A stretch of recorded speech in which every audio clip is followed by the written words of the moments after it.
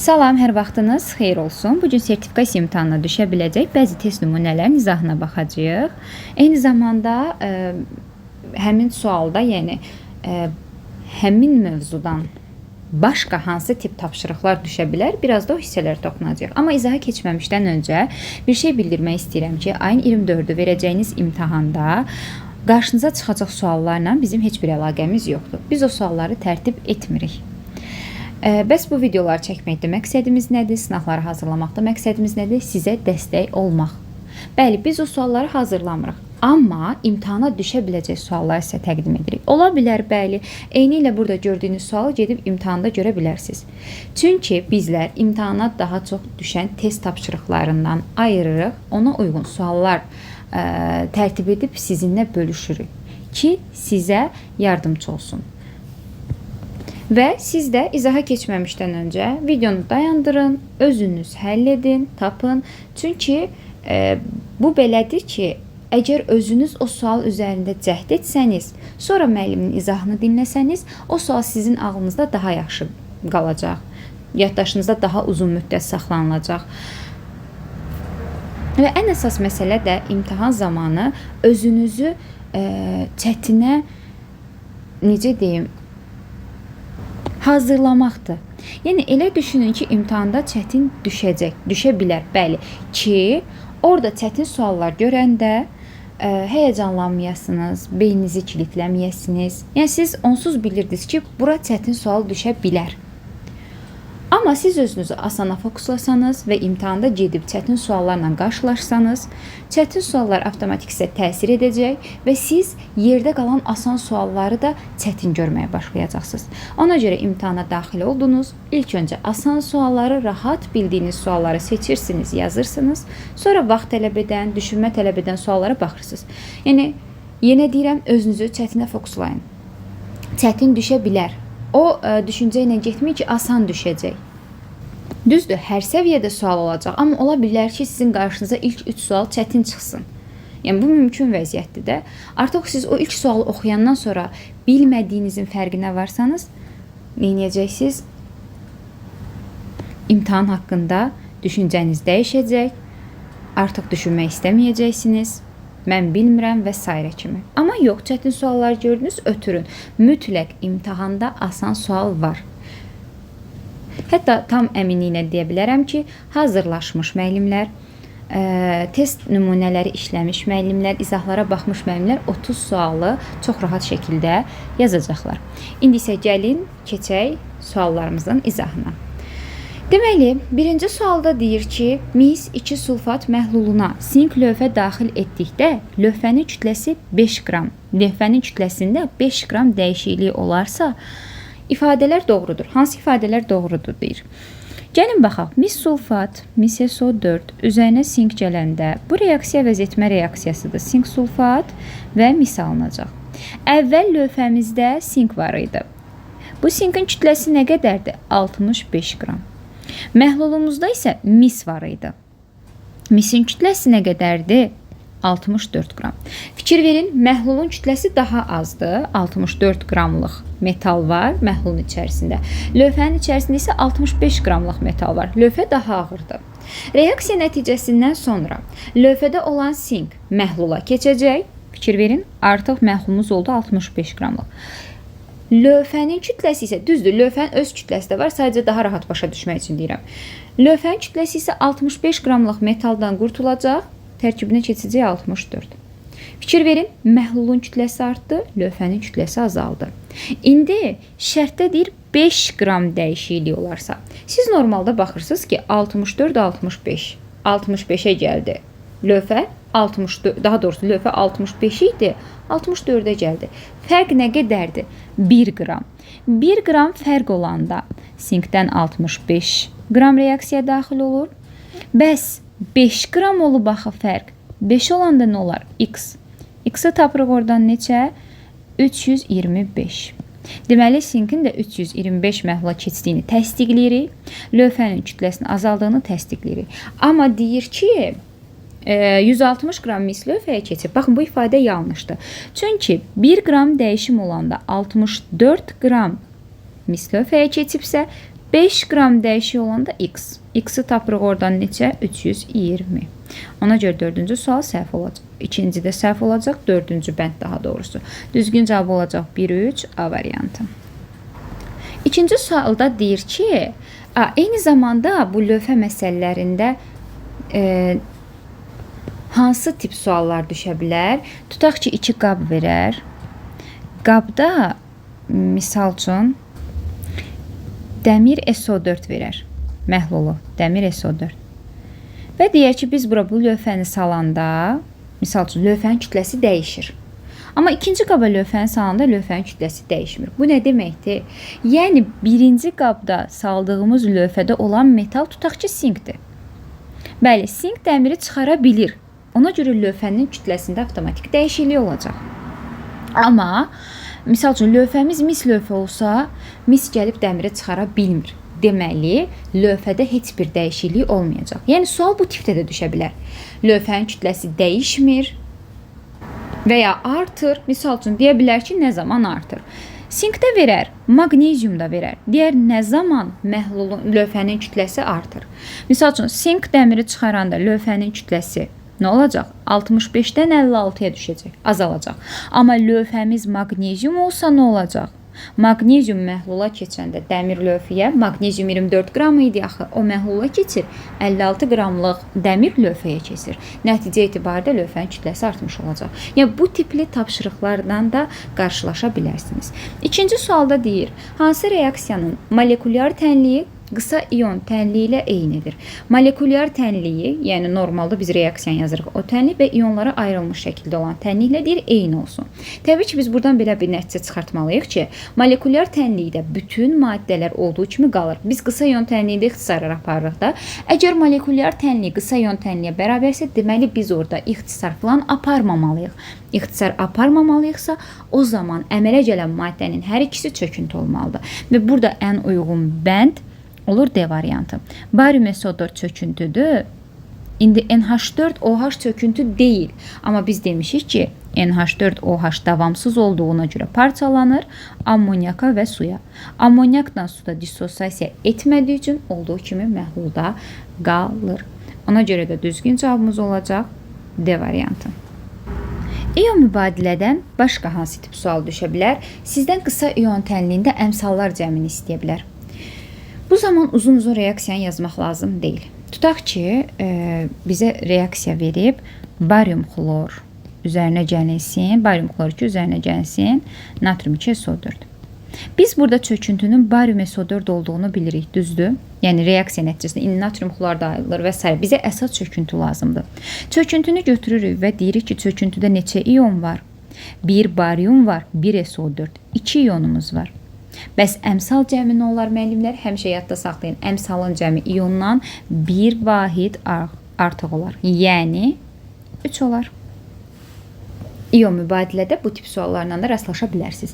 Eyni zamanda rastlaşa biləcəyiniz başqa bir sual tipi isə məhlulda mövcud olar. Hansı, misal üçün, iyonlar məhlulda mövcud ola bilər? Misal üçün, natrium müsbət iyonu ilə NO3 iyonu bu şəkildə, yəni iyonda mövcud ola bilərlər sərbəst şəkildə. Çünki bir-biri ilə çöküntü vermirlər. Məhlulda əgər mövcud ola bilməz deyirsə, misal üçün mis2 müsbət 2, S-2. Bəli, bunlar məhlulda eyni anda mövcud ola bilməz. Niyə? Çünki çöküntüdürlər. Bir yerdə birləşib çökəcəklər. Və sizdən soruşa bilər, hansı reaksiya sona qədər gedir. Yadda saxlayaq, sona qədər bir reaksiya getməsi üçün ya o reaksiyadan çöküntü alınmalıdır, ya qaz alınmalıdır, ya su alınmalıdır. Yəni mübadilə reaksiyalarından gedir söhbət. Yəni bunlardan biri alınmalıdır ki, reaksiya sona qədər getsin. Baxaq 3-cü suala. Həcmi 1 litr olan qabda 4 mol azot və 8 mol hidrogen reaksiya daxil olur. Həcmi 1 litrdir. 4 mol azot götürürük və 8 mol hidrogen. Reaksiyanın birinci yazaq. Başlanğıc sərf olunan tarazlıq. İndi bizə deyir ki, tarazlıq yaranan anda qaz qarşının helyuma görə nisbi sıxlığı 4 olarsa, tarazlıq sabitini hesablayın.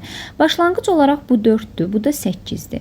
İndi tarazlıqda nə qədər qaz varsa, onun M ortasını biz tapıb helyuma 4-ə böləndə cavabı 4 tapışıq.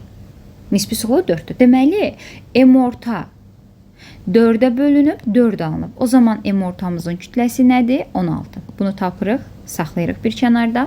İndi isə deyirik ki, biz demişik, əlimizdə heç nə olmayanda müəllimlər, heç bir şey yoxdur. Baxın, neyniyək? Neydə bilərik?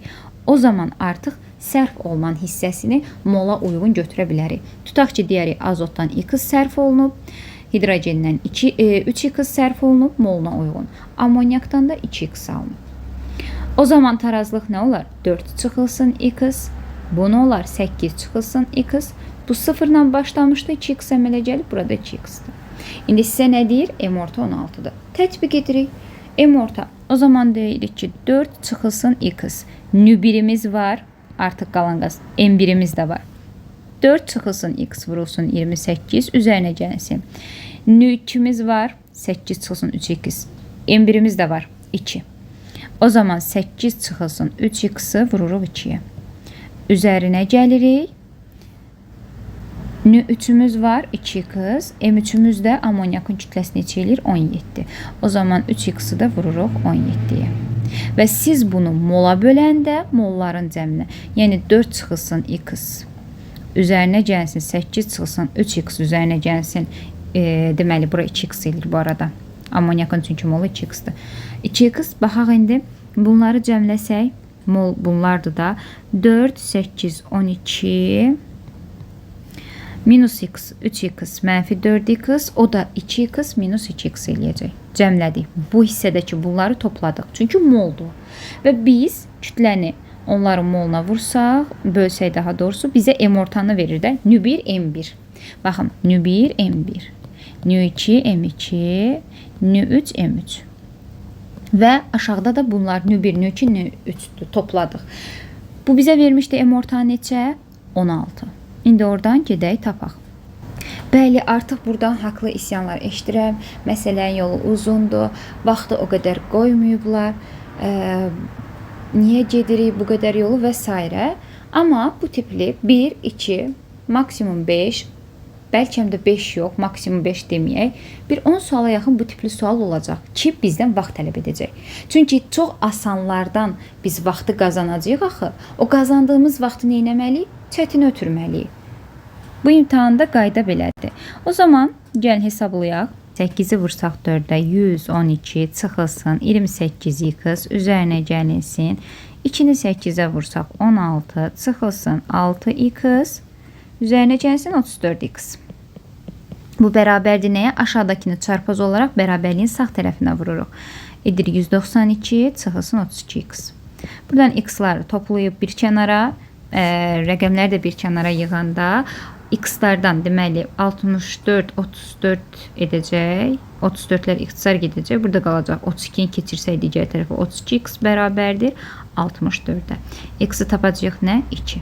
X-i 2 tapdıq. İndi bizdən nə istəyir? Tarazlıq sabitini istəyir. Gətirib yerinə qoyuruq. 4-dən 2-ni çıxırıq 2. 8-dən çıxırıq. X-in yerinə 2 qoyanda 6-nı 2. 2-ni yerinə 2 qoyanda 4. Tarazlıq sabiti istəyir. Məhsulun tarazlığı 4-ün kvadratı əmsalına uyğun olaraq 16 bölünsün. 2 vurulsun 2-nin kubu. 2-nin kubu da neçədir? 2 üstü 8, 16. Daha doğrusu 2 üstü 3. 8, 8 üçün 16. 16-nı 16-ya böləndə 1. Düzgün cavab olacaq ki, bəli, bu sözü eşidirəm. Bu qədər uzun məsələnin cavabı 1. Bəli, onsuz həmişə elə olmurmu? Tarazlıqdan başqa hansı suallar düşə bilər? Yadınıza salın bir şeyi. Tarazlıq sabiti, yəni KT düzünə gedən reaksiyanın sürətini biz əksinə gedən reaksiyanın daha doğrusu düzünə gedən reaksiyanın sürət sabitini əksinə gedən reaksiyanın sürət sabitinə böləndə biz KT-ni almış oluruq. Bu tipli sualda qarşınıza çıxa bilər. Ümumiyyətlə tarazlıq məsələlərini gördünüz. Başlanğıc sərf və T-ni mütləq yazın. Əlinizdə heç nə olmasa, məsələdə hər hansı bir işarə S hissələrini, yəni sərf olunan hissəni və alınan hissəni mütləq mollara uyğunlaşdırın. Amma yanında bir məchul da qoyun. Misal üçün bayaq elədiyimiz kimi 2x, x və 2x şəklində. Keçək növbəti suala. 4-cü sual. Sabit temperaturda deməli, reaksiyası baş verən qabın həcmini 2 dəfə artırdıqda reaksiyanın sürəti necə dəyişir? Gəlin reaksiyanı yazaq. 2x üzərinə gəlsin. Y-dən 2z alınır.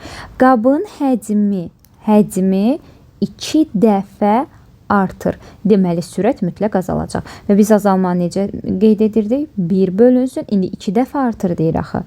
2 dəfə azalır. 2 dəfə mi azalır? Xeyr. Əmsalını da nəzərə alırıq qüvvət kimi. Y-də də yazırıq. 1 bölünsün.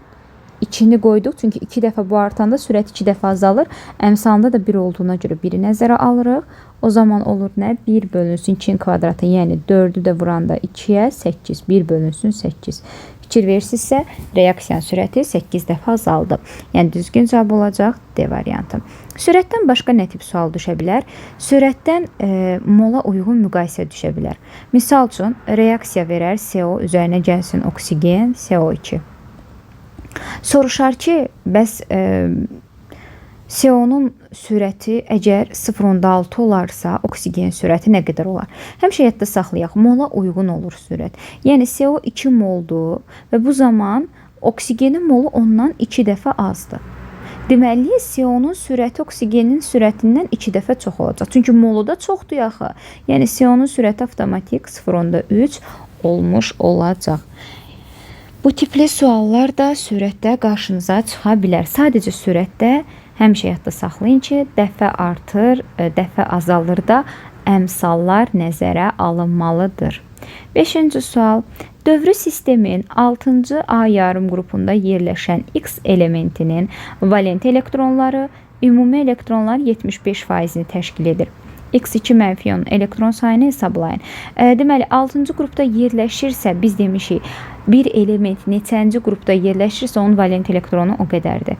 6A qrupunda yerləşirsə, deməli, 6 valent elektronu var. Və bu 6 valent elektron əgər 75%-i təşkil edirsə, o zaman biz 100%-i tapmalıyıq. Görək, 100%-də ümumi nə qədər elektronumuz var? 100%-də olacaq nə? X. 6-nı 100-ə vurub 75-ə böləndə cavabı alacağıq 8. Deməli, bizim ümumilikdə 8 elektronumuz var imiş. Cavablarda 8 var, amma 8-i götürmürük. Çünki bizdən nə istəyir? X2 mənfi ionun elektron sayı. O zaman 8 proton deyirik. Çünki neytral atomda 8 elektron var. X qoyuruq, 2 mənfi qoyuruq. Bilirik, mənfi olanda toplanılır, 10 olur. Burada olacaq C variantı. Dövrü qanunda mən həmişə deyirəm ki, diqqət eləməli olduğumuz məqam hansı məqamdır? Bu ion məsələsində və s. Bir mislə xroma diqqət eləməliyik. Onlarda elektron uçurumu olur. 29, 24, 4s1, 3d 10 şəklində yazılır. Bu da 4s1, 3d 5 şəklində yazılır. Bir də diqqət eləməli olduğumuz məqam müəllimlər, biz çox vaxt o səhv edirik və demək olar ki, hər testlərimdə deyirəm. X-ı tutaq ki, buraya yazırıq, 26 yazıb, 2 müsbət yazırıq. 24 deyib bu elektron formulunu açırıq. Bax, biz burada yanlış edirik. Çünki bura 20-yə qədər olanda bu versiya düz verir. Amma 20-dən yuxarı olanda yox. Tutaq ki, biz 26-nı açsaq, bilirik ki, 4s2, 3d 6-dır. Və bu 2 elektronu versə, 2 elektron həmişə xarici təbəqədən çıxır. Yəni D6 olduğu kimi qalır, S sıfırlanır birinci. Deyirik ki, 4S0, 3D6 oldu. Amma biz 24-ü açsaydıq, nə açacaqdıq? 4S2, 3D 4. Yəni bu şəkildə açacaqdıq da. O zaman yanlışlıq olacaqdı. Yəni biz deyəcək ki, elektron D-dən çıxıb. Amma yox, elektron S təbəqədən çıxıb. 24 bu arada elektron sayıda, yəni misin deyil, mis deyil. Çünki ionun elektron sayını verib bizə. Yəni, ona görə burada diqqətli olaq. Birinci protonu açaq, sonra tərk edən elektronlar xarici təbəqədən yavaş-yavaş çıxıb getsin. Bir ona diqqət eləməliyik. Bir də ən çox düşən tip suallardan elementin elektron alıb verdiyi zaman radiusunun necə dəyişməsidir. Həmişə yadda saxlayın. Əgər atom elektron alırsa, tutaq ki 0 idi, bir elektron gəlib mənfiyə. Elektron artan yerdə radius artır. Radius artır, amma fikir verir, yük azalıb. Bəs nə heç vaxt dəyişmir? Neytron sayı, proton sayı, bir də ayır. Bunlar heç vaxt dəyişmirlər. Keçək 6-cı suala. Deyir, hansı alkanı Würz üsulu ilə eyni alkil halogenitdən almaq olmaz? Hansı alkanı Würz üsulu ilə eyni alkil halogenitdən almaq olmaz? Aha, gəlin baxaq. Dimetil izopropil metan. Metan qrupunu yazırıq. 2 dənə metili var bunun. Səmərəli adlandırılıb. 2 metili var. Dimetil izopropil. Bir dənə də izopropili var. Baxın, 2 metil izopropil metan. Çünki biz demişik səmərəli adlandırmada ən çox şaxələnən karbon dairəyə alıb ona birləşən radikalları kiçikdən böyüyə oxuyuruq. İndi biz baxaq görək. Bu maddəni eyni maddənin, yəni Würz üsulu ilə alınıb, eyni maddədən mi alınıb? Bəli, diqqətlə baxın. Tam ortadan bölsək, eyni maddədir də 2 dənə izopropilin birləşməsidir sanki. Bunu almaq olar. Bu getdi. Sonra yazırıq etil propil metan dediyini tətbiq edək. Yenə metan hissəsini qoyaq. Bir hissəsində etil var, CH2, CH3. Bir hissəsində də nə var? Propil var. CH2, CH2, CH3. Və daha çox şaxələnib də. Aha. Etil propil metan. Əla, bu karbonu götürmüşdü də hədəf. İndi bizə deyir ki, bunu eyni alkil halogenitdən alarıq. Bəli, müəllimlər. Çünki fikir verin, 6 karbonu var. Normal propandan alarsınız bunu. Bəli, normal propan. Bir dənə propana xlorlu törəməzdən natriumla təsir etdikdə almaq olar. Bu da getdi.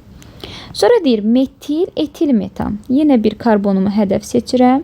Bir hissəsinə metil qoyuram, bir tərəfinə də etil qoyuram. Bunu ala bilərikmi? Bəli, ala bilərik. Yarıdan tam bölək.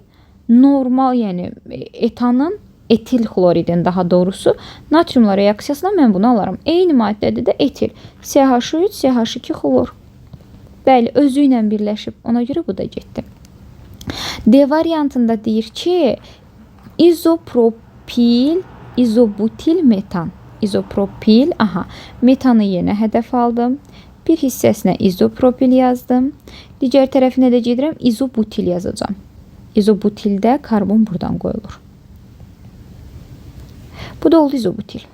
Bu metanı hədəf almışdım. Bir tərəfinə propil birləşdirmişəm. Bir tərəfinə izobutil birləşdirmişəm. İndi baxaq görək, bunu eyni maddənin birləşməsinə ala bilərikmi? Bəli. Fikir verin, tam yarıdan bölsək 2 dənə izobutilin birləşməsindən alınıb. Eyni maddədən alınıb da bir dənə maddədən alınıb dedə getdi. Yəqin ki, Y variantı olacaq, amma yenə yazaq. Metan deyir. Metanı yazırıq. Dimetil metan deyir. CH3, CH3. 2 dənə metili var, metan.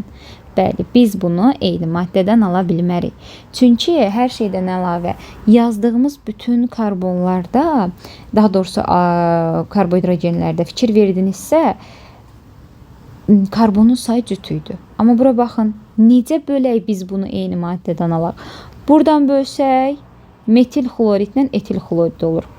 Gətirib buradan bölsək, yenə metil xloridlə etil xlorid. Deməli, eyni maddədən alına bilmir. Ona görə düzgün cavab olacaq Y variantı.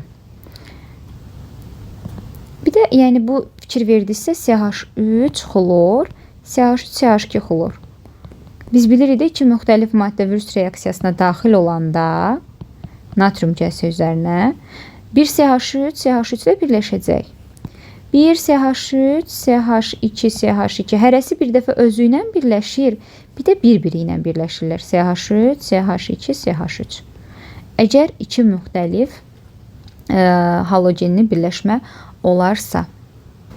Alkanda nələrə diqqət edirik müəllimlər? Alkanın ən məşhur alınma reaksiyalarından olan alüminium karbidin su ilə reaksiyasına düşmə ehtimalı çox böyük olan bir reaksiyadır. Alüminium 4C3 üzərinə su gələndə. Alırıq nə? Alüminium OH3 və metan. Bəli, bu düşə bilər. Eyni zamanda Artinin səhv etmirəmsə sualda da var idi. Karbon duzlarına, karbon turşusunun duzlarına natrium OH-la təsir etmək. Bəli, buradan da alınır. Metan, natrium 2CO3. Bir de burada diqqət eləməli olduğumuz reaksiyalar metanın parçalanma reaksiyalarıdır. Mütləq imtahanda onların parçalanmasından, yəni metanın parçalanmasından hansı bir sual olacaq. Düşünürəm ki, olacaq. Metanın 1500 dərəcədə parçalanması, 1000 dərəcədə və 550. Metan 1500 dərəcədə parçalananda nə verirdi? Çaşmırıq C2H2 və H2. 1000 dərəcədə nə verirdi? C üzərinə gəlsin H2. 550-600 dərəcədə nə verirdi? C2H4 üzərinə gəlsin H2. Əmsallaşdırsaq bura bir 2 düşür. Burada bir deməli 3 düşür. Bunu əmsallaşdırsaq sadəcə hidrogen qabağına 2 düşür. Bunu əmsallaşdırsaq bura 2 düşür. Burada bir deməli 2 düşür. Vəssalam. Alkanlardan düşə biləcək reaksiyalar bunlardır. Düzdür, digərlər də düşə bilər, amma daha çox düşmə ehtimalı olan reaksiyalar. Bir də hibrid, qeyri-hibrid orbitallarının sayını unutmayaq. Bəli, biz demişik ki, hibrid üçün ümumi hesab olur 4n çıxılsın 2pi. Hibridi bu şəkildə tapırıq. İndi alkandır, alkendir, sikloalkan hamısı üçün bu düstur gedir. Məsəl üçün, alkan üçün bu düsturu tətbiq edəndə alkanın pi rabitəsi yoxdur deyə 4n çıxılsın 0 yazırıq, yəni 4n qalır. Amma siz bu düsturu alken üçün tətbiq etsəniz, alkenin bir ədəd pi rabitəsi var. Bunun yerinə 1 qoysaq 4n çıxılsın 2 olacaq. Qeyri-hibrid orbital sayı da həmişə yadda saxlayın. Hidrogenin sayı indi sinifdən sinifə dəyişir axı. Üzərinə 2pi gəlirik. Bu da qeyri-hibrid orbitalların sayı olacaq. Keçdik növbəti suala. 7,4 qram spirtin dehidratlaşmasından 0,1 mol su əmələ gələrsə, alkenin nisbi molekul kütləsini hesablayın. İndi hər hansı bir alkendir, daha doğrusu spirt, CnH2n plus 1OH dehidratlaşıb, indi 140 dərəcədən yuxarı temperaturda alınıb CnH2n və suda çıxıb. Bu reaksiya 1-in 1-ə nisbətində gedir. Əgər biz spirti 7,4 qram götürmüşük və bu zaman 0,1 mol su əmələ gəlibsə, normalda 1-in 1-ə gedir axı. Yaxşı, 1 mol suya nə qədər spirt götürərik? X. X oradan taparıq nə? 74. Heç uzatmadan 74 budur. Suyun qiyməti 18-dir. Spirt 74'dür. Biz bilirik. Soldakının cəmi sağdakiların cəminə bərabərdir. 18 üstə neçə gəlim 74 eləsin 56. Deməli alkenimin kütləsi 56 imiş. Alkenlərdə diqqət eləməli olduğumuz reaksiyalardan biri Markovnikov qaydası üzrə birləşmədir və diqqət eləməli olduğumuz reaksiyalardan biri də C2H4-ün deməli manqan O4 suda məhlul ilə deməli oksidləşməsidir. Yəni bu reaksiyalar baxaq. Bəli, burada nə alınırdı? Etilen glikol. Təkcə etende yox, eyni zamanda propende də 2 qat rabitələr qırılan hissədən 2 ədəd OH birləşir. Və alkenə əslində o bir növ spirtə də aiddir. Bu 140 dərəcədən yuxarı temperaturda dehidratlaşmada, 140 dərəcədən aşağı temperaturda dehidratlaşanda da sadə efir verir. Hətta 11-ci sual onunla üz-üzə duran sual da ona aiddir. İndi ona da yaxınlaşacağıq. Keçdik 8-ci suala. 8-ci sualda deyir ki, normal şəraitdə 112 litr etilen qazı bromlu su üzərindən keçirdikdə məhlulun kütləsi 28 qram artmışdır. Aha, deməli biz bilirik ki, etilenden keçirəndə 28 qram artıbsa, deməli onun 28 qram reaksiya daxil olub. Bəs əvvəl nə qədər imiş? 112 litr etilen neçə qram deməkdir ki, 22,4'ü 28 qramdırsa, 112'si nə qədər olar? 112'ni deməli vururuq 22,4, daha doğrusu 28'e bölürük 22,4'e. Cavab edir 140. Əlimizdə 140 elə, bəli, 140 qram etilen var imiş. Yəni 5 dəfə çoxdur. 112 nə qədər? X 140. 140 qramın 28-i parçalanıb. Hardan bilirik 28-i parçalanıb? Çünki deyir 28 qram artıb məhlulun kütləsi. Deməli məhlula keçən etilen 28 qramdır. Və bizə deyir etilen neçə faiz reaksiyaya daxil olub? 28 reaksiyaya daxil olub. Onu 140-a bölürük. Yəni 28 daxil olub. Ümumi kütlə 140 idi.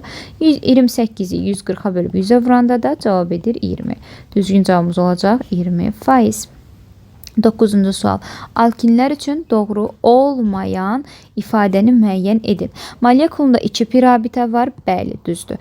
Birləşmə reaksiyası xarakterikdir. Bəli, düzdür. Hidratlaşdıqda doymuş bir atomlu spirt əmələ gəlir. Səhvdir. Alkinlərdən asetilin hidratlaşanda asetal aldehid, digərlərində isə keton verir. Səhv budur. Suda həll olunur. Bəli, bromlu suyu rəngsizləşdirir. Bəli, alkinlər özünə 2 mol brom birləşdirir. Alkinlərdən düşə biləcək başqa bir tip sualda asetilenin dimirləşməsi ola bilər. Asetilen dimirləşər, vinil asetilen verir.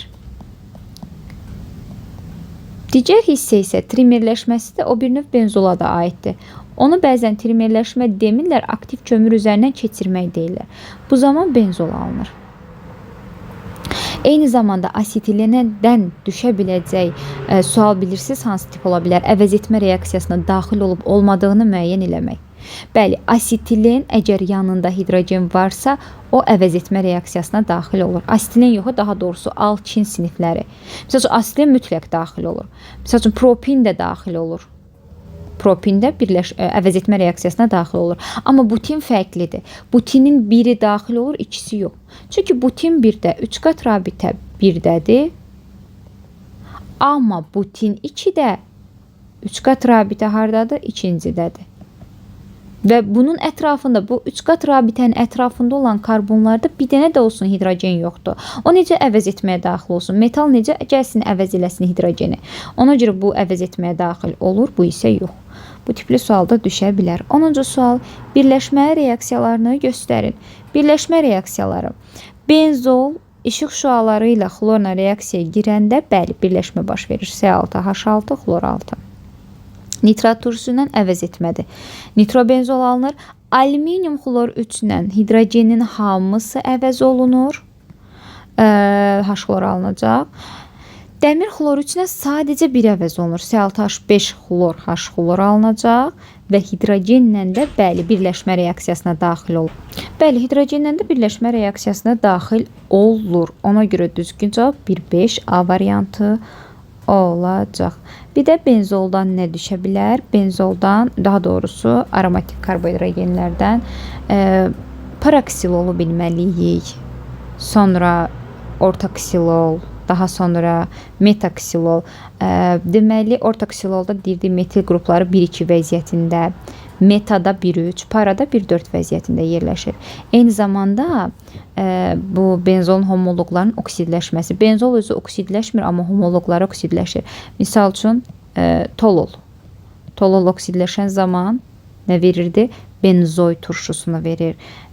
Paraksilol oksidləşən zaman nə verirdi? Tereftal turşusu verirdi. Yəni oksidləşməsindən də düşə bilər. Və yaxud bura tutaq ki, CH2, CH3 qoyaq.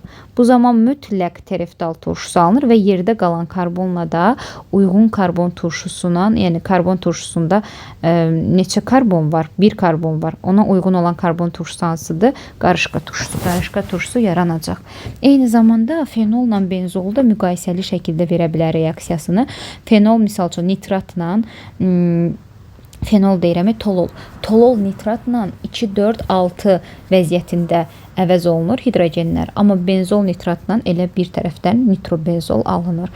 Bu tipli fərqlərə də fikir verək. Sonra 11-ci sualda deyir 6,4 qram bir atomlu spirtin dehidratlaşması zamanı 4,6 qram sadefir alınır. Spirtin formulunu müəyyən edin. Bir atomlu spirt dehidratlaşan zaman CnH2 plus 1 OH. Dehidratlaşan zaman həmişə biz spirtdən 2 mol götürürük. Həmişə. Və oradan da 1 mol efir alınacaq. İndi bizə deyir 6 və sudan da avtomatik 2 mol su çıxmış olur da. Daha doğrusu 2 mol su çıxmır. Xeyr, 2 spirt götürürük. Spirtin birindən OH çıxır, birindən H. Yox, bunda da 1 mol su çıxır, 2 mol su çıxmır. 1 mol su fərqi olur. İndi gəl baxaq 6.4-dən 4.6-nı çıxsaq, suyun fərqi edir 1.8. Yəni spirtlə efir arasında su fərqi var. Və bu su fərqini buradan tapanda 18 qram olur. İndi bizdən nə istəyir? Sadə efir alınır, spirtin formulunu müəyyən edin. Aha, 18 qram su alınanda spirtimizin kütləsi x-dır. Amma buradakı fərqə baxın, 1.8-dir. 1.8-ə nə olub? 6.4. Oradan x-i tapırıq nə? X-i tapırıq 64. Amma bizim 64 spirtimiz yoxdur yaxı. Çünki spirtdən 2 mol götürmüşük. Yəni spirtin kütləsi edir 32. Bəli, 32 kütləyə malik olan 14N plus 18 32-dirsə, 14N 14-də N-i də tapırıq nə? 1. Deməli, bizim spirtimiz metil spirti idi. 64 tapıb çaşmırıq. Çünki 2 mol spirtdən 1 mol efir alınır və 1 mol da su çıxır. Düzgün cavabımız olacaq Y variantı. 12-ci sual. 2 əsaslı turşuları göstərin. 2 əsaslı turşu üzvü turşudur və üzvü turşunun 2 COOH-ı olmalıdır. 2 COH harda var? Deməli, tereftal turşusunda, turşenk turşusunda, bir də adipin turşusunda. Bunların hər üçü 2 əsaslı turşudur. Turşenk turşusu, oksalat turşusu COH şəklində yazılır. Tereftal turşusu, benzol hərqəsinə COH-lar birləşir.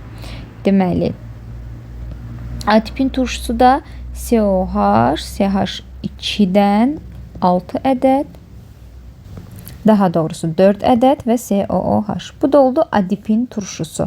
Bəli, 2 əsaslı turşu. Ona görə düzgün cavabımız 1, 3, 4, D variantı olmuş olacaq.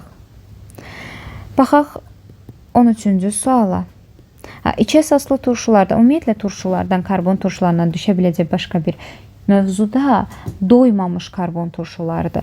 Məsəl üçün, oleyində deyirik ki, 2 dənə pirabitə var. Biri karboksil qrupundadır, biri isə zəncirdədir. O zaman neçə dənə karbon sp2 vəziyyətdə olur? Fikir verin. 1, 2, 3 dənə. Linolda deyirik ki, karboksil qrupunda 1 ədəd pirabitə var, bir də halqanın içərisində də 2 ədəd pirabitə var. Bu olur linol. Bir də var linolen. Onda necədir? 1 dənə 2 qat rabitə karboksil qrupundadır, 3 dənə isə zəncirin içərisində. Yəni, cəm olaraq 4 dənə pirabitəsi var. Linolində 4, linorda 3, oleyində isə 2. Düşə bilər, bəli. Yəni, doydurmaq üçün nə qədər hidrogen istifadə etməli və s. kimi suallar ola bilər. 13-cü sual aldehid verilib. Aldehidin oksidləşmə məhsulunun molyar kütləsi 60-dır. X-in molyar kütləsini müəyyən edin. Uzun-uzun reaksiyalar yazmaq lazım deyil. Aldehid oksidləşəndə turşuya çevrilir. Turşu ilə aldehidə fərqləndirən təkcə bir oksigen atomu olur. Bir oksigen atomunda kütləsi neçə olur? 16 qram. Əgər turşunun kütləsi 60 olubsa, aldehidin kütləsi ondan 16 qram az, yəni 44 qram olub. Düzgün cavab olur A variantı. 14-cü sual. Sirkə turşusu ilə metil spirtinin, sirkə turşusu. Metil spirtinin CH3OH əmələ gətirdiyi üzvü maddənin daxil olduğu sinif və adını müəyyən edin. Efir əmələ gələn, burada efir əmələ gəlir də, efir əmələ gələn zaman turşudan OH çıxır, spirtdən isə H çıxır. Boldu mürəkkəb efir və deyir onu adlandırın. Adlandıranda birinci spirt hissəsini deyirik, metil, sonra turşu hissəsini. Asetat. Bu həmişə belədir. Turşu haçan birinci deyilir, biz dilimizdən turşu deyəndə. Misal üçün, sirkə turşusunun metil efiri. Turşu sözü orada istifadə olunanda birinci turşunun adı deyilir. Belə isə birinci spirt, metil, asetat. Ona görə düzgün cavab olacaq mürəkkəb efirdir və metil asetatdır. Düzgün cavabımız olacaq C variantı. Deməli, 15-ci sual. Glukozanın hansı maddə qıcqırmasından CO2 alınır? Biz bilirik, glukozanın 3 formada qıcqırır. Birinci etil spirtinə və karbon qazına. İkinci olaraq deməli yağ turşusuna və karbon qazına. Üçüncü olaraq da süd turşusuna qıcqırır. Və CO2 alınır. Həm deməli yağ turşusuna qıcqırmada, həm də spirtə qıcqırmada. Ona görə də deyirik ki, 2 ilə 3-də CO2 alınır. Düzgün cavabımız Y variantı olur.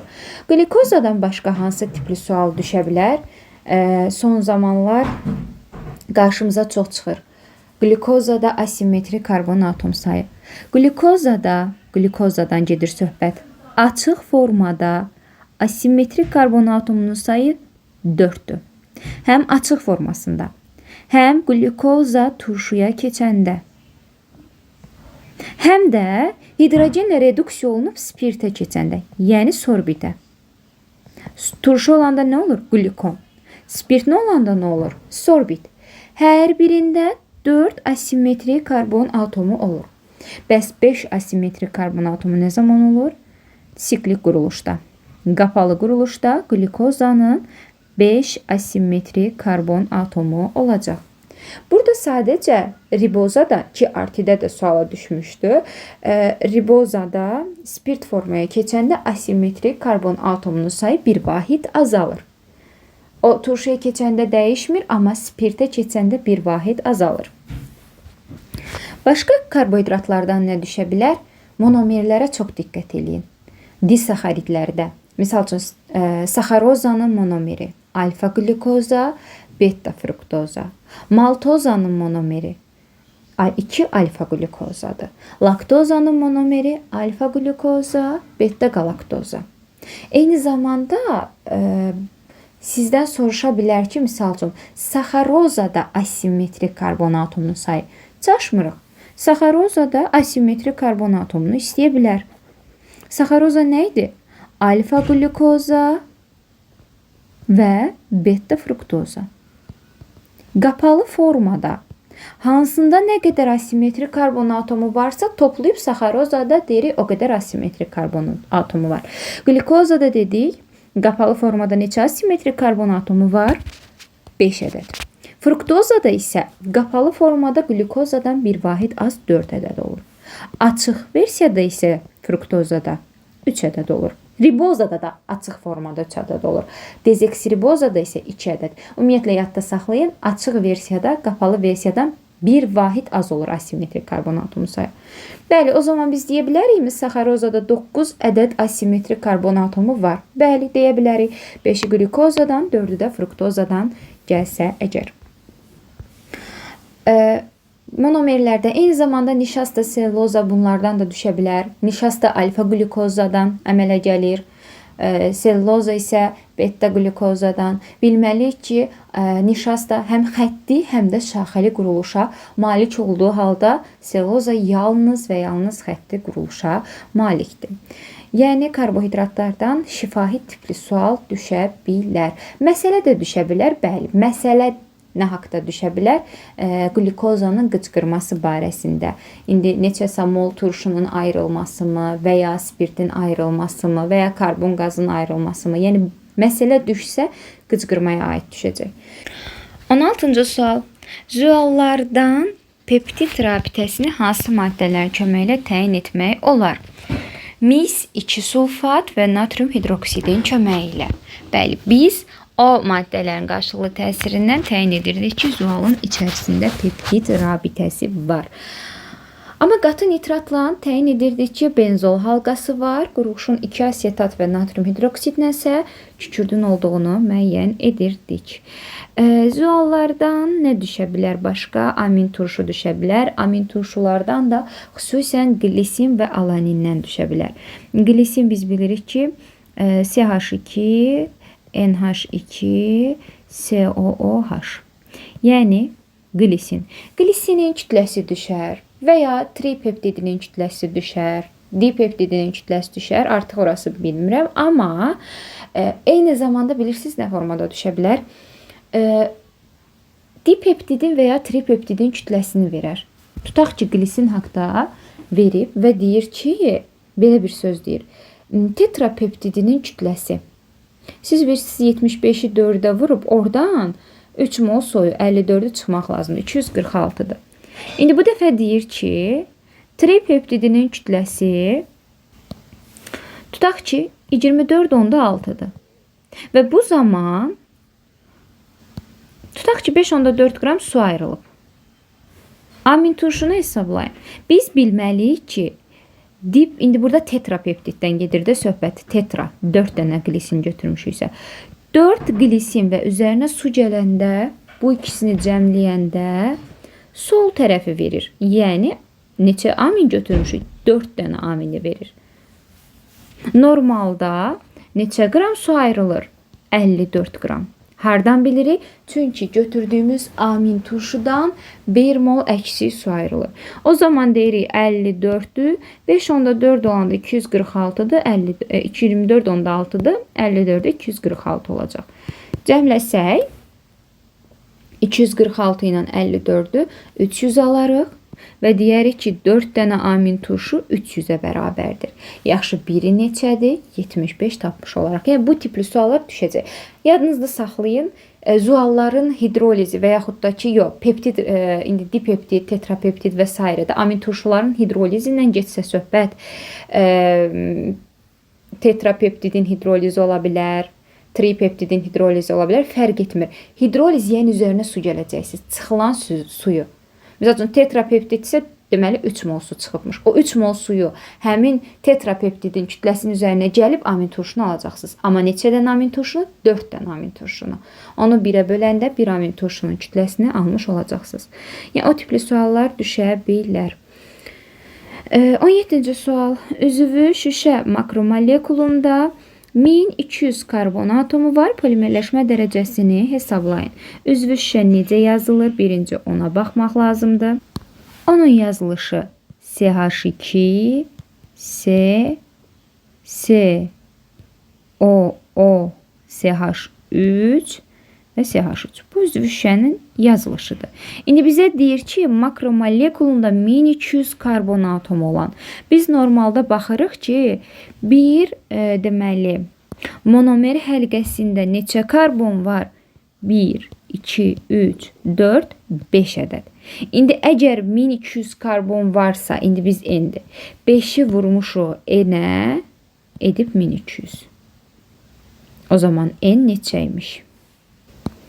1200 yox 12.000. N-i də tapırıq neçə? 240. Deməli bizim polimerləşmə dərəcəmiz 240 imiş.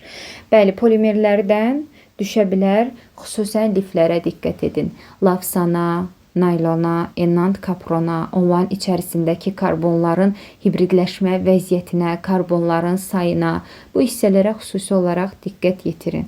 Və kauçuklara, bəli. Bir də, yəni xatırlayaq ki, təbii kauçuk sis izoprenlə alınırdı. Yəni bu hissələrə diqqətlə baxaq. Keçək 18-ci suala. Hidrogen və oksigen qazları qarışığı partladıqda hidrogenin həcmcə 50%, oksigenin hamısı reaksiyaya daxil olmuşdur. İlkin qaz qarışıqda hidrogenin həcm payını hesablayın. Hidrogen üzərinə gəlirik oksigen. İndi söhbət paydan gedir. Yəni bundan nə qədər girib, ondan nə qədər alınıb, ehtiyac duymuruq. İndi bizə deyir ki, hidrogen və oksigen qazlarının qarışığı partladıqda hidrogen həcmcə 50%, oksigenin hamısı reaksiyaya daxil olmuşdur. Yəni guruldayıcı qazdan gedir də söhbət. Guruldayıcı qaz əmələ gələn zaman biz bilirik, 2 həcm hidrogen daxil olur, 1 həcm oksigen. İndi bizə deyir ki, hidrogenin həcmcə 50%. Yəni bu 2 daxil olubsa, o onun 50%-dir. Əslində biz başda nə qədər hidrogen götürmüşük? 4 mol götürmüşük.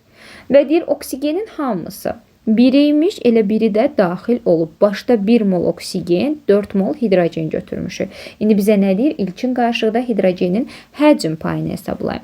Hidrogen həcmi 4'dür. İlkin qarışığın ümumi həcmi 5'dir. 4'ü 5'ə bölüb 100'ə vuranda edəcək 80%. Düzgün cavabımız olacaq B variantı. Hidrogen, oksigen suda nə düşə bilər başqa? ağzı yuxarı çevirmiş sınaq şüşəsindən hansını toplaya bilərik? Ağzı aşağı çevirmiş sınaq şüşəsindən. Bu tam olaraq əslində hidrogen oksigenə aid deyil, amma orada başlayırıq da öyrənməyə. Eyni zamanda hidrogen hansı qeyri-metallarla, hansı metallarla reaksiyaya daxil olmur?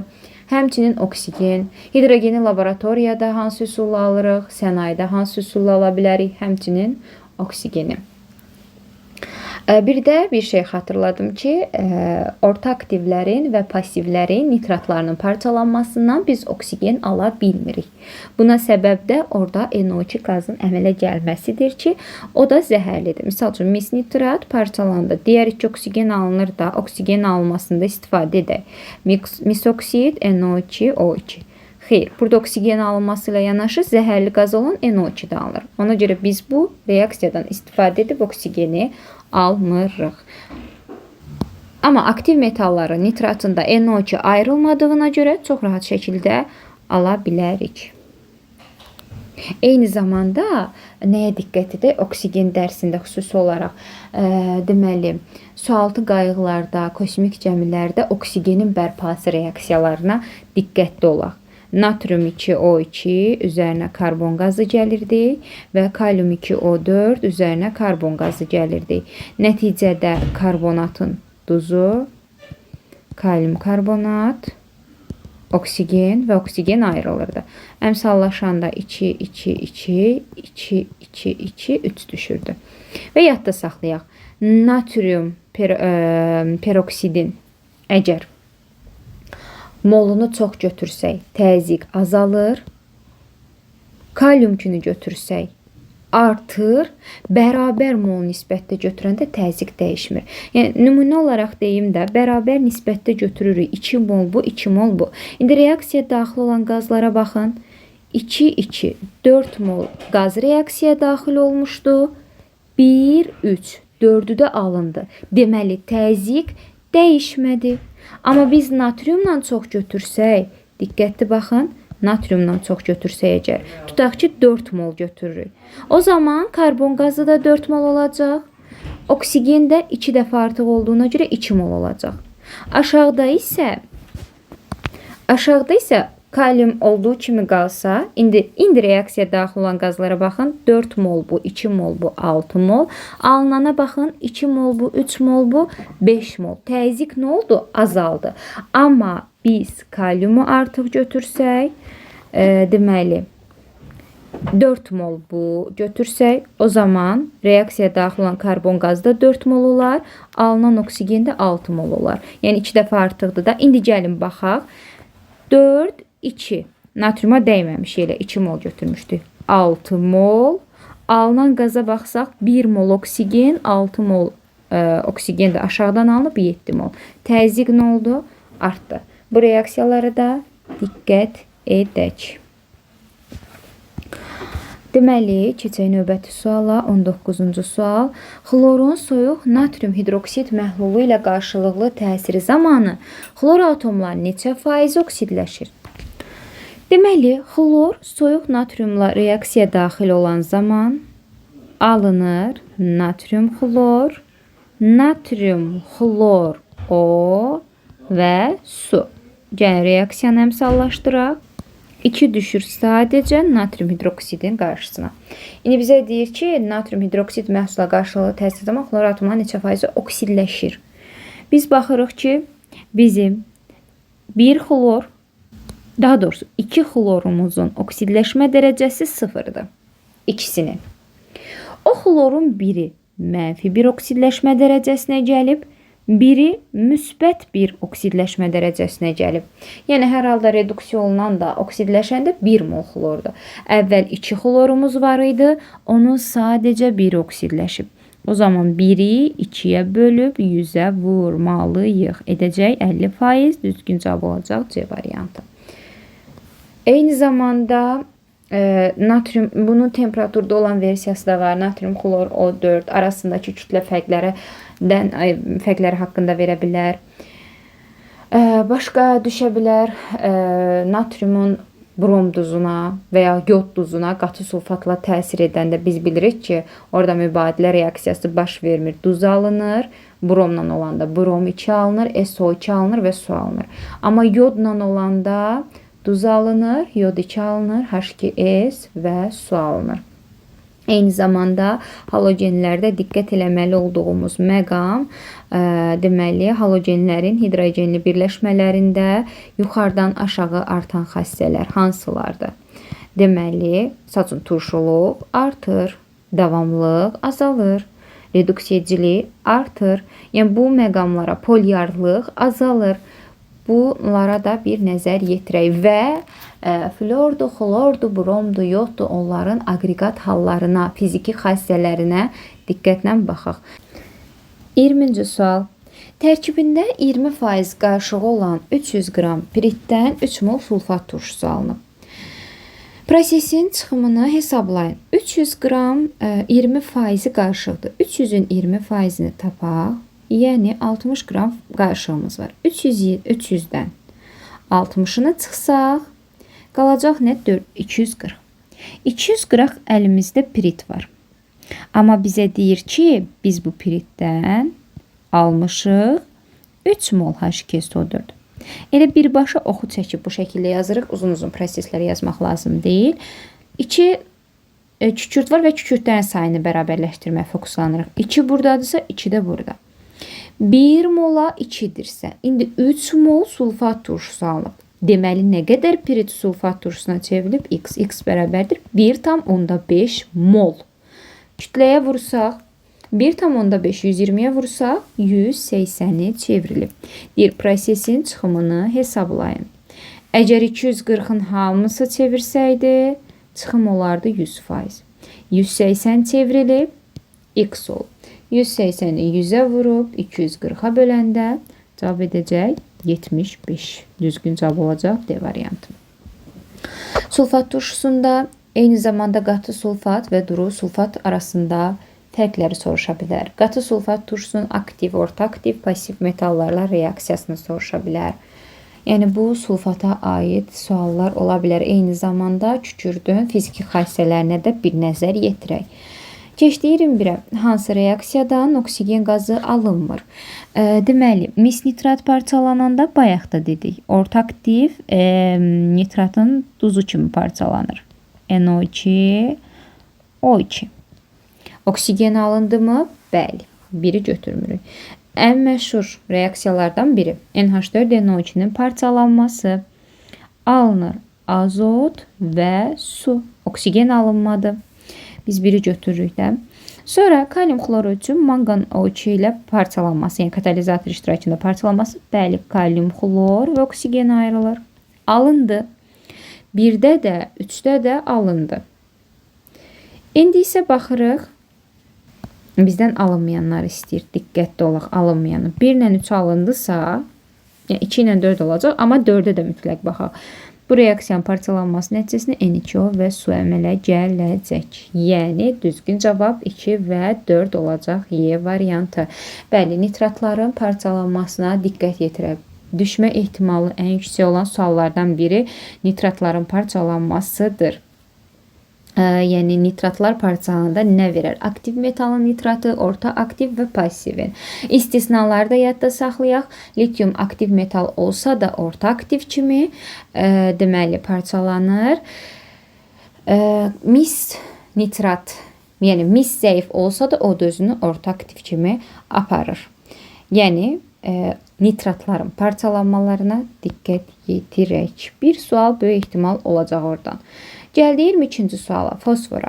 T1, T2 və T3 temperaturu arasında münasibəti müəyyən edin. Aha, fikir verin. Buradan alınıb metafosfat. T2-dən alınıb ortofosfat. T3-dən alınıb pirofosfat. Ən aşağı temperaturda, yəni sıfırda və ya soyuq deyirlər. Alınır metafosfat. Deməli, T1 ən kiçikləridir.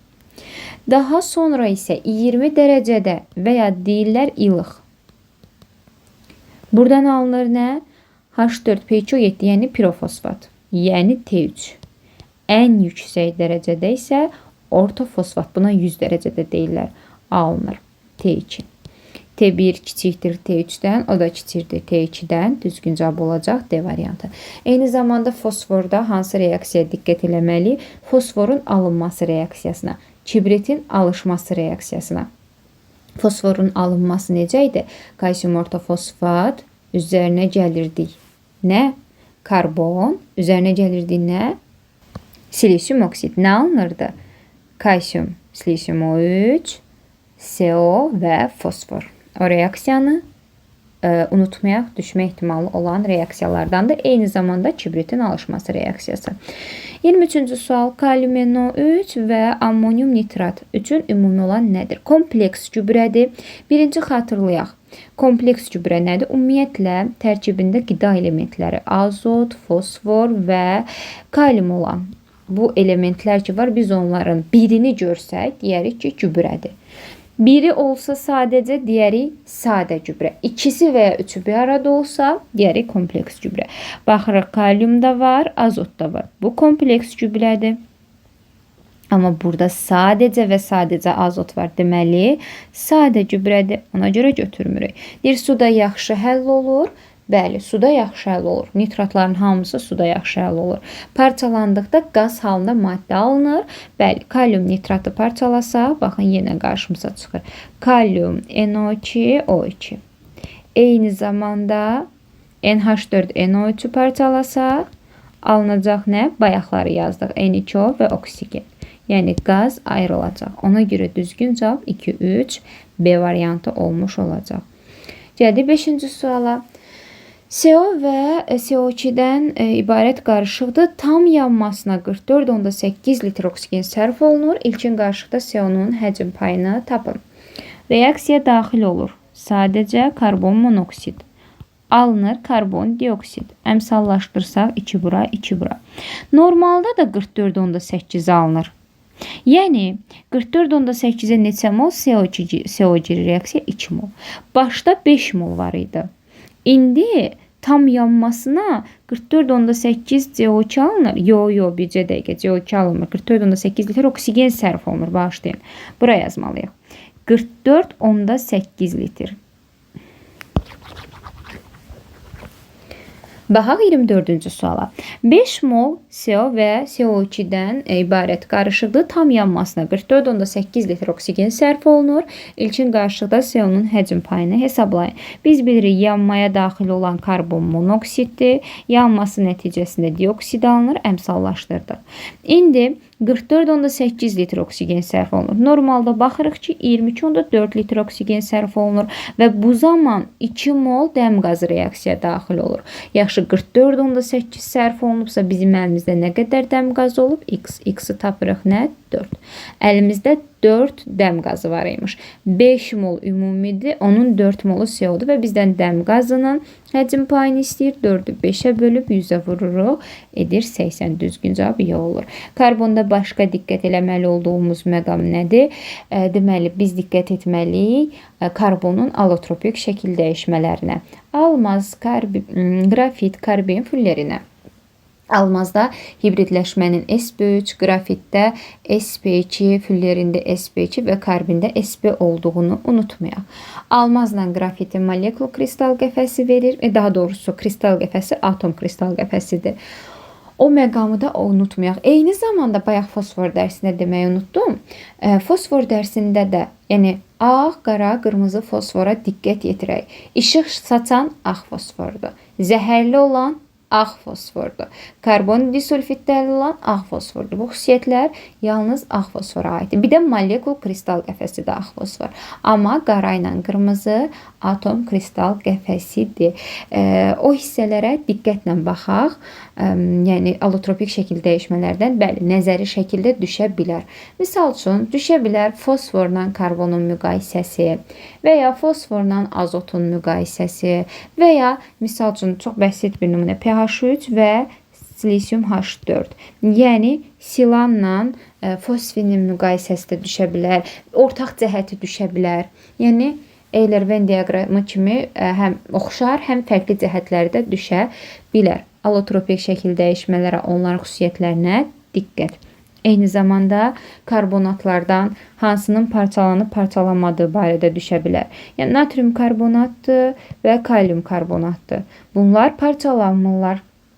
Amma suda da çox yaxşı həll olurlar. Digərləri isə demək olar ki, çöküntüdür, suda zəif həll olur. Və diqqət eləməli olduğumuz məqamlardan biri də ortofosfatdır, karbonatdır və silikat turşusunda, metasilikat turşusunda. Məsəl üçün, metasilikat turşusu zəif olduğuna görə nə karbonatı, nə də ortofosfatı çıxara bilir, özü çıxara bilmir. Amma onun oksidi güclü olduğuna görə digərlərini oksiddən çıxarır. Misal üçün, natrium 2 PO4, natrium 3 PO4. Aha. Misal üçün, biz bunun üzərinə H2 silisium O3 gəlsək, bu reaksiya getməyəcək. Amma silisium O2 gəlsək, bəli, bu reaksiya gedəcək. Natrium 2, silisium O3 üzərinə gəlinsin, P2O5 almış olacaq. İndi isə axırıncı sualın izahını verəcəm müəllimlər. Bu məqamda bir şey demək istəyirəm ki, deməli, ilk öncə bütün imtahan verəcək müəllimlərə uğurlar arzulayıram. İnşallah çəkdiyiniz əziyyətlərin bəhrəsini görəcəksiniz. Əvvəldə də dedim, indi də dedim, indi də deyirəm daha doğrusu, həyəcanınızı və stresinizi düzgün idarə edin. Həyəcanlı olun, çalışın, çox stresli olmayın. Yəni həyəcanlı olun deyəndə ki, onsuz həyəcanlı olacaqsınız. Yəni bu çox təbii bir haldır. Amma bəli, siz əgər çalışmısınızsa, test işləmişsinizsə, öz üzərinizdə işləmişsinizsə, deməli sizin həyəcanınız o sualları görənə qədər olacaq. Sualları həll edəndə həyəcan unudulacaq.